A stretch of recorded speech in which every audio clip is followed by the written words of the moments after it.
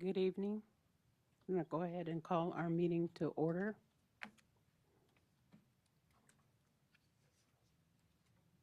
And I would like to acknowledge this, the school board would like to take this moment to respectfully acknowledge that we are residing on the traditional land of the Dene people.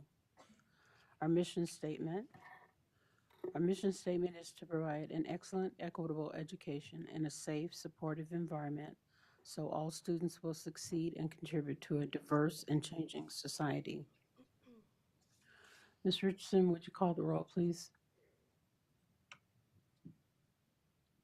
Mr. Doran, Here. Mrs. Burnett, Here. Mrs. Hardy, Here. Mrs. Matheson, Here. Miss Maradi, Here. Mrs. Smith, Here. Mrs. Sanderson. Here. Thank you. The board has a quorum. Thank you. We now open discussion for the discipline process, our goals and objectives, workforce and organization excellence, create an environment that supports the strengths and needs of staff so that they can create a safe climate where students thrive. Allison Baldock, EEO Officer and Title I Coordinator, will provide an overview of discipline process to all new and returning board members. At this time, we'll go ahead and turn it over to Allison and give her as much time as possible. And you have on your stations there a couple of graphics that will hopefully help us understand the process and where the board's role is in the overall process. So, Allison, you want to go ahead and take us through that? Yeah. Okay, so Justice, do I need to do anything? Or John, do I need to do anything to? No, I don't need to do anything. Okay. Cool. Okay. Yay. Okay. So I'm going to stand. I'm more of a stander, so let me know if you can't hear me. My name is Allison Baldock. I'm the EEO officer and the Title IX coordinator for the school district. In addition to that role, I am the student discipline hearing officer. So it's important that those things aren't confused or befuddled. So my typical role during the day is I'm the EEO officer. I also oversee our Title IX department. And then on top of that, I do student discipline. And I'll walk you through what that means, what my role is, our policies behind this, what your rules are, and a really basic overview. The first. Am I moving too much? Do we need to turn this off?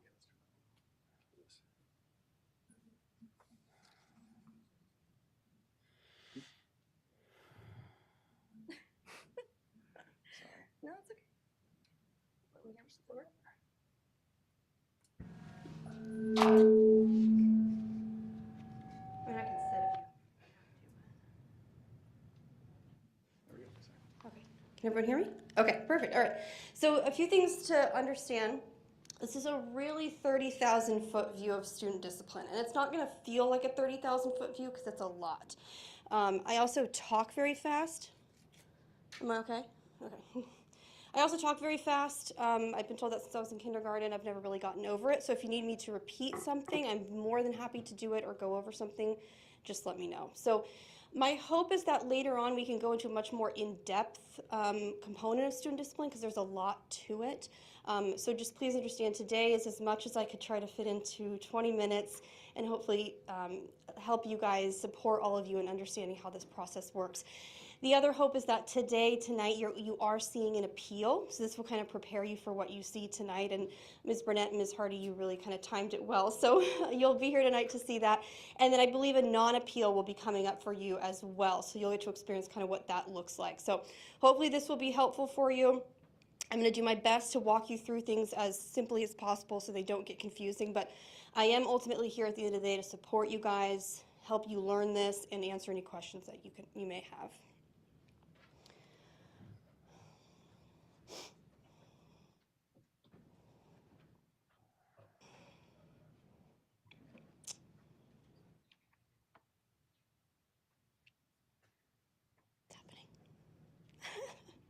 Do I need to reconnect?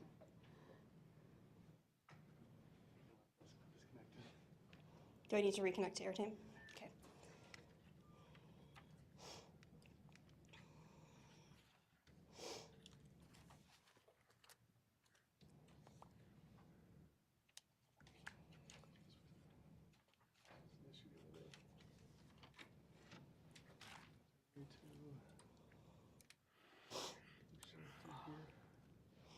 To do what?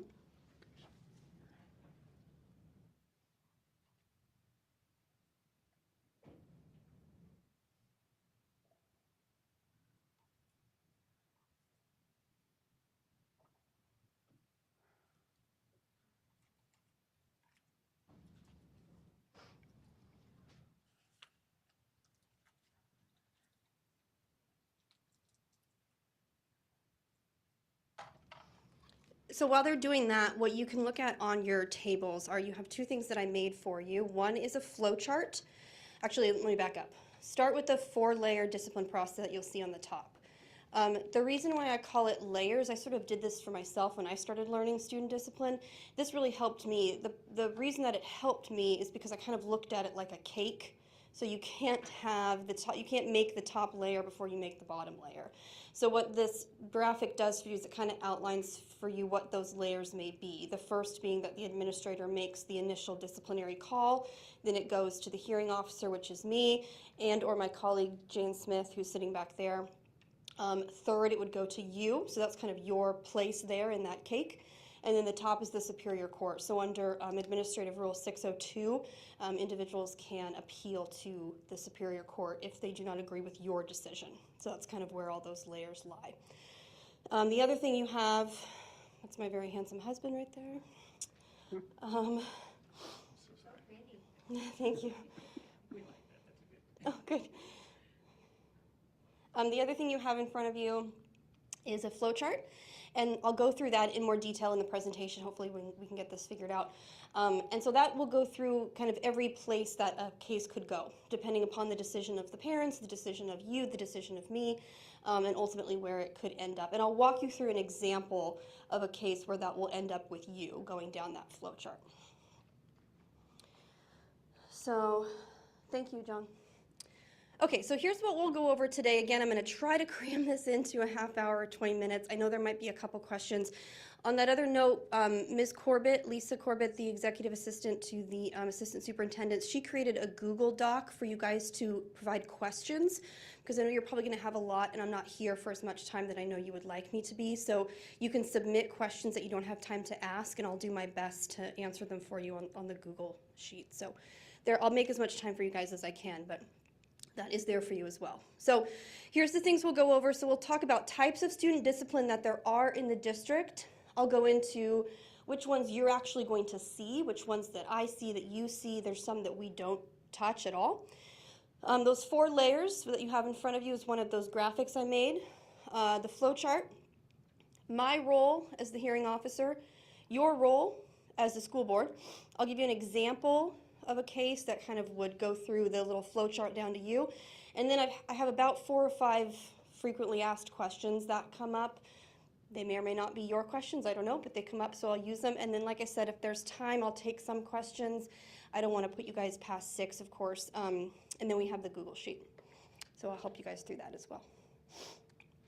Okay, so let's talk about the types of discipline that we have in the district. So the first thing we have is our in-school suspensions or interventions. You also hear these commonly referred to as ISIs. These are defined as removal from a classroom with a placement in another classroom with a supervised environment in the school. The second thing we have are out-of-school suspensions. And those are defined as removal of a student from a school for a period of 10 school days or less. So that's kind of what you would hear, like 3 days out of school. Sometimes you'll hear that principals say that I put this student out 3 days out of school. That's what they're talking about, an out-of-school suspension. The third thing we have is a long-term suspension. That's defined as removal of a student from school for a period of 11 days or more. So you'll notice the difference is that 10. So if it's 10 or less, it's an out-of-school suspension. or a short-term suspension, that's the other thing we refer to it as that you'll hear, or if it's 11 or more, it's a long-term suspension. And your final one is an expulsion. And that's defined as denial of the right to attend school for an indefinite period of time. I will get into this more later. Hopefully I'll be able to have a chance to do another training with you guys, but don't get too focused on the word indefinite. It's a scary word. I go through that with parents a lot. They get overwhelmed by what that word means. All it simply means is that it does not have an X number of days, which you'll notice 1, 2, and 3 do, right? So in-school suspension is going to say 3 days ISI. Out-of-school suspension is going to say 2 days out of school. Long-term is going to say you're long-term suspended for 30 days, right? Expulsion is the only one in this group that doesn't have a number. And the reason it doesn't have a number is because under policy 1045.1 subsection D, there's a readmission process for students who are facing expulsion. Because what we like to see in students is a change in behavior and a change in some of the choices that led to a behavioral issue that drove them to expulsion. So for some kids, that's a lot longer than others. And we don't want to put kids back in school before they've gained those skills and resources. We also don't want to keep kids out longer than they have to be. So every kid has a different number when they end up on number 4, so that's why we call it indefinite. It does not mean forever. It does not mean we don't want that kid back in school. It just means there's no number. So where do we live?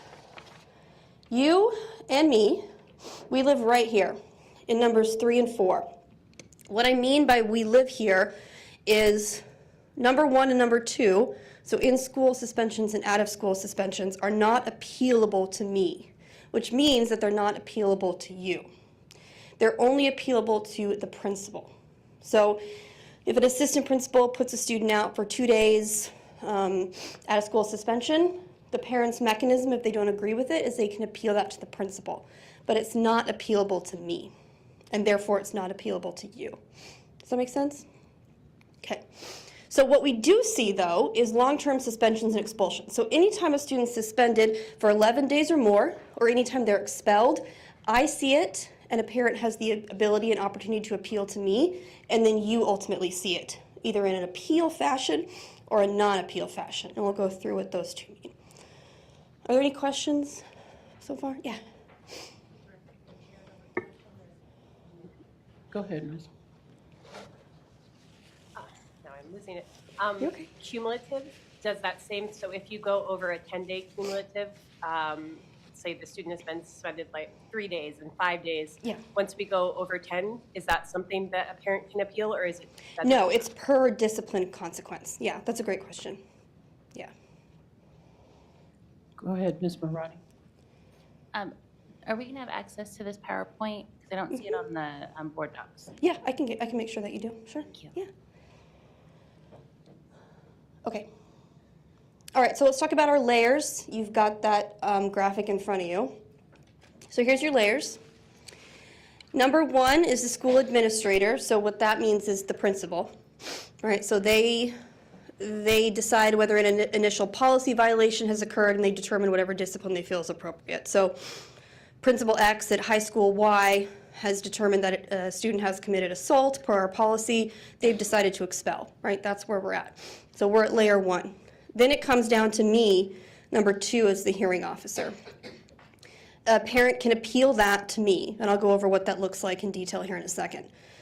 I can uphold that expulsion, I can overturn it entirely, or I can reduce it, say to a long-term suspension. If the parent still disagrees, the parent or guardian still disagrees, they can appeal to you, and you can see yourself there as number 3. And then, like I said, under Administrative Rule 602, if a parent disagrees with the school board with your decision, whether to uphold my decision, and we'll go into what that means in a second, they can appeal to the Superior Court. So that's their final decision, essentially. So where are you guys on this? Or where am I? I'm this little yellow box. That's me. You guys are here. You're in the red. So that's where we both kind of exist on this layer, this little cake of ours. Okay, so here's our flow chart. This is what we'll spend most of our time on today because this is where the sort of ins and outs come through. But ultimately, I hope the layers would be helpful for you guys so you could see a larger picture. Okay, so here's our flow chart.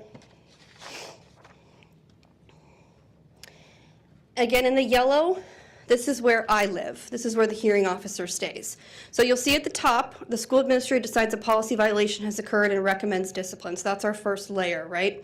They make that call. A parent calls me and they say, I don't agree with that. And we'll go into the ways that they can here in a second. They say, I don't agree with that. I think it's unfair.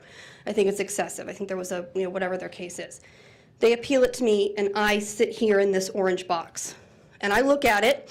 I look at the policy, I look at the investigatory report that the administrator got me, I look at all the evidence. I determine whether I need to uphold the expulsion or long-term suspension or reduce it. So how do I do that?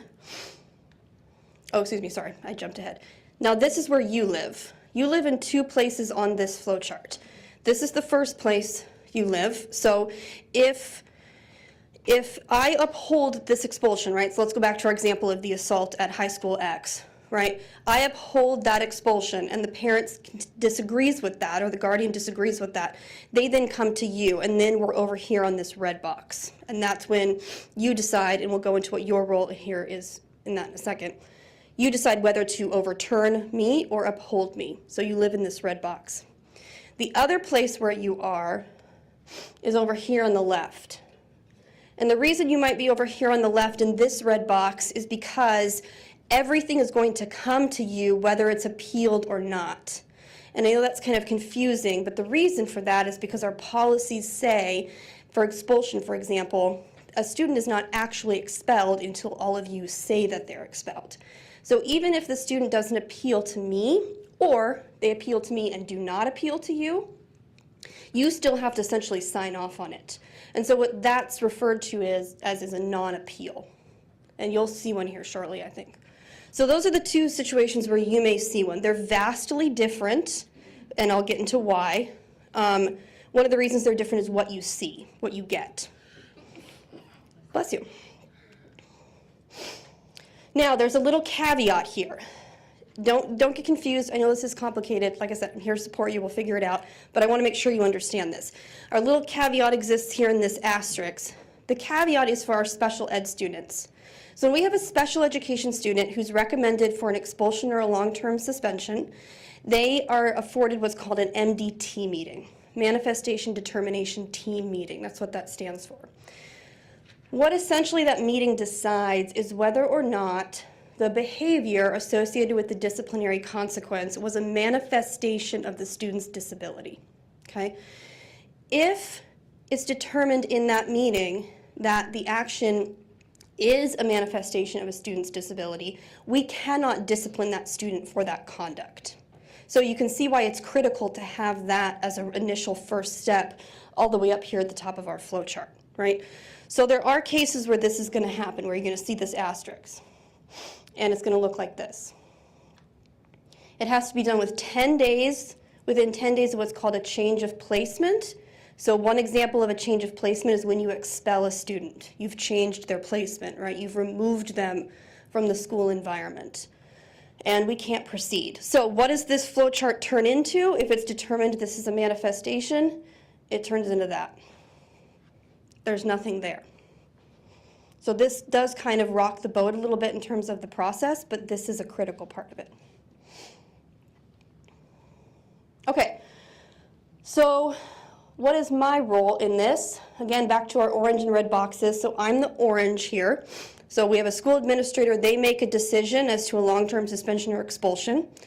And then the parent decides that they want to appeal, or the guardian decides that they want to appeal. So they come to me. What am I doing during this appeal? It's outlined in policy 1054.1.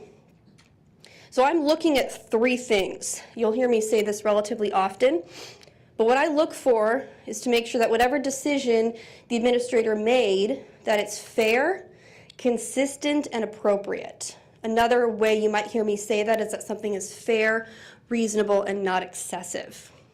So that's what I'm looking at. So did this principal apply a disciplinary policy that is appropriate for the alleged offense? Is it consistent with prior students who have engaged in similar offenses or the same offense? And is it fair? Is this really fair? Because you'll notice in our policies that there's ranges. So sometimes a principal has discretion, but there's maybe a minimum. So a principal may have the discretion and go above the minimum. So I'd want to look and see, is that really fair? So what do I see? This is what I get.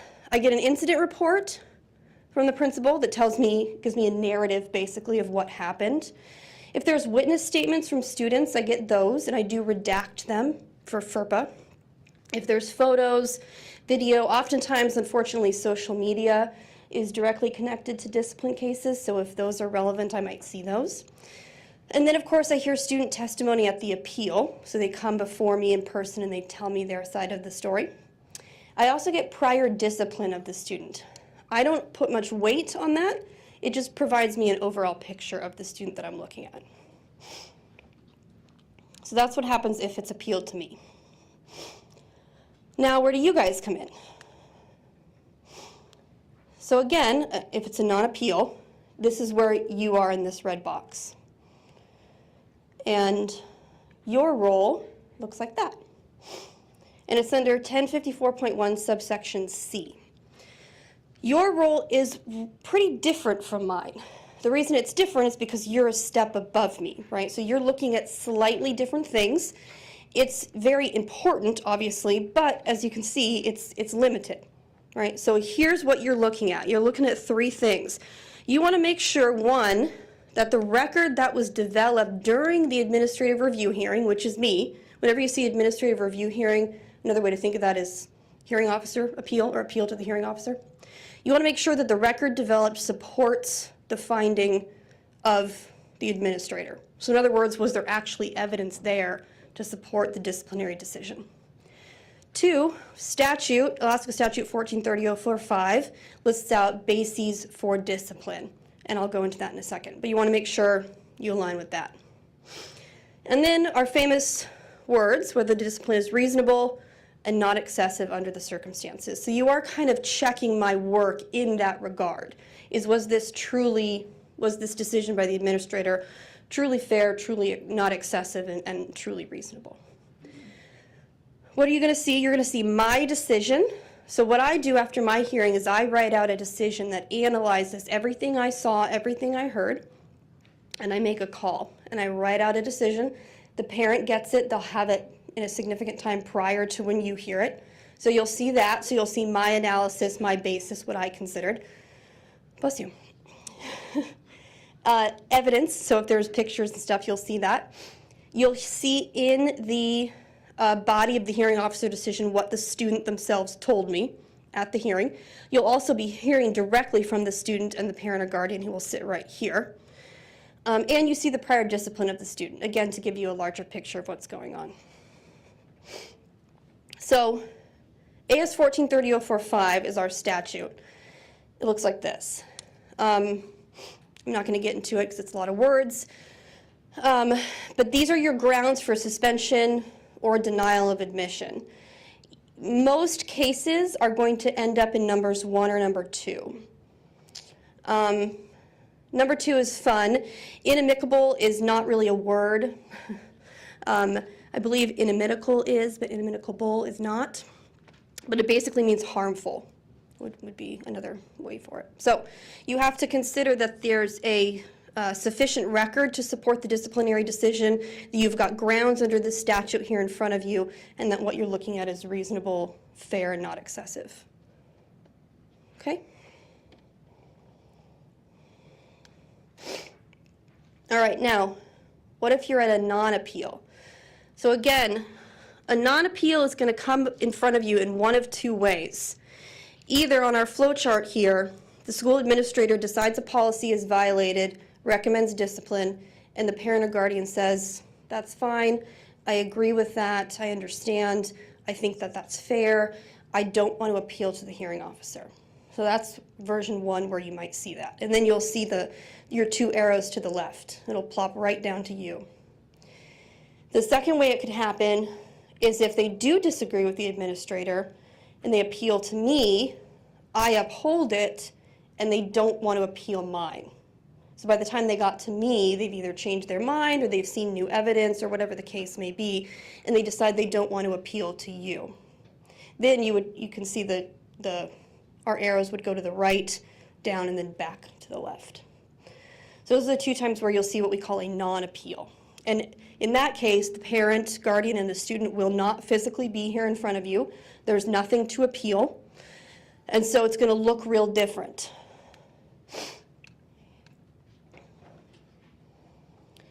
And it's going to look different in a couple ways. It's going to look different in terms of how you're analyzing this and in terms of what you see.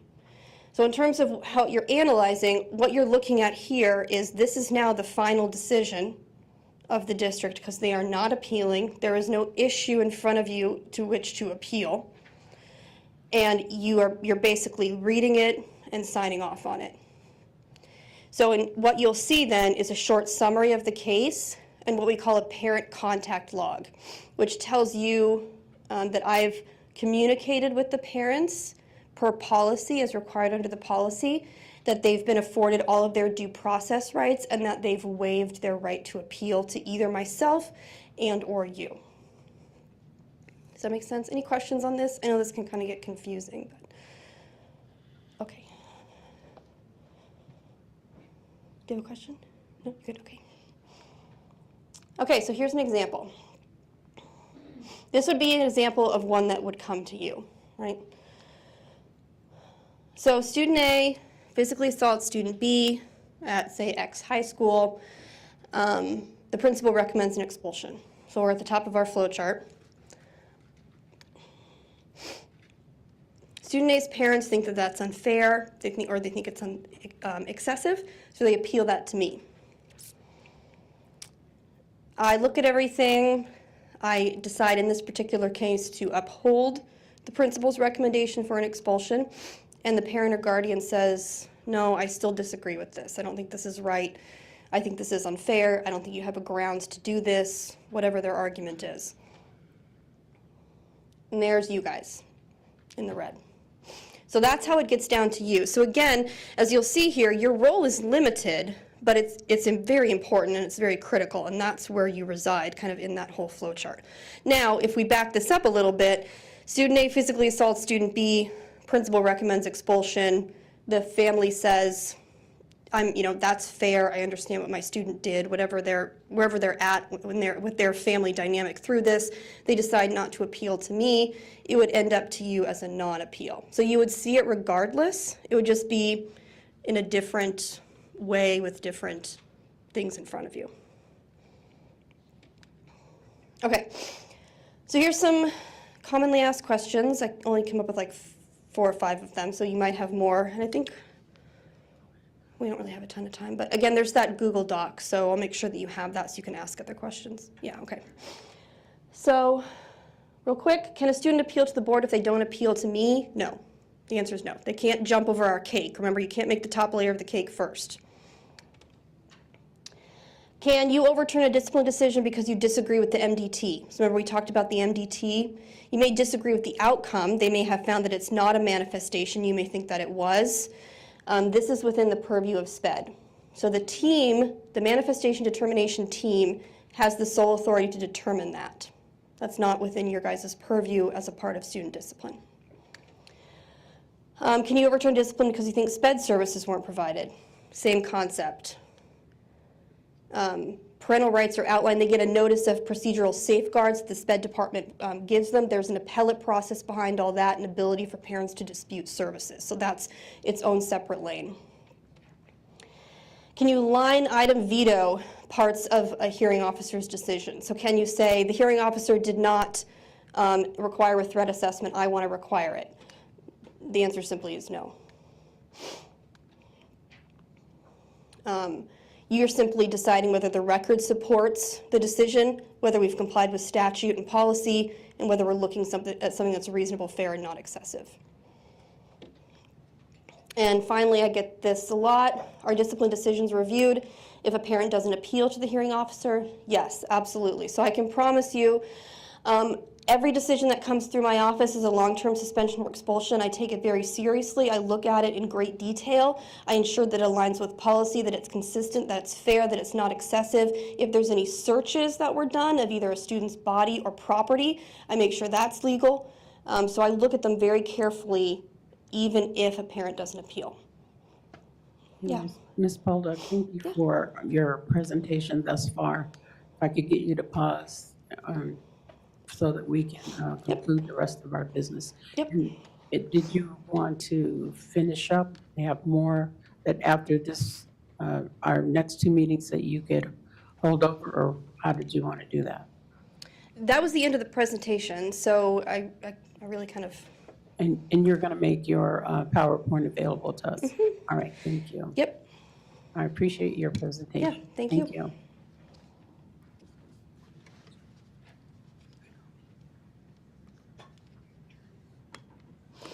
Can I have a motion to adjourn? Move to adjourn from the work session. Thank you.